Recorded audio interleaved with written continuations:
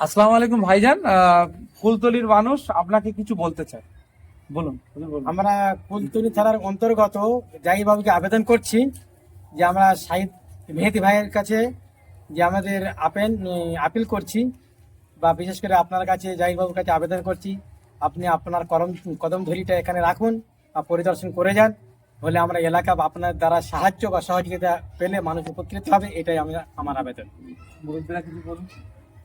আর ভাইজান, এই ভাইটা প্রতিবন্ধী, ওর পাটা নেই, হ্যাঁ, পায়ের এখন শরীরের মধ্যে অনেক ডিসপুট আছে, যা মোটামুটি আমরা দেখবো ইনশাআল্লাহ। হ্যাঁ।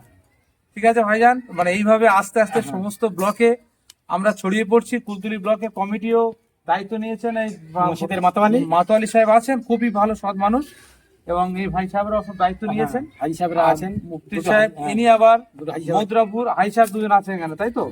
আচ্ছা, ইনি আবার এই মাওলানা সাহেব আবার মৌদ্রাপুর 1 নম্বর ব্লকের কমিটির মেম্বার, যেটা আপনার কমিটি জানুয়ারি মাসের 1 তারিখে 2 তারিখে উদ্বোধন হবে। কাজ করছি বা আপনাকে আল্লাহর খুশির জন্য এবং আপনার সহযোগিতা পাওয়ার আশায়। এটুকু বলে আজকের মতো আমাদের সালাম। আসসালামু আলাইকুম। আসসালামু আলাইকুম ওয়া রাহমাতুল্লাহি ওয়া বারাকাতুহু।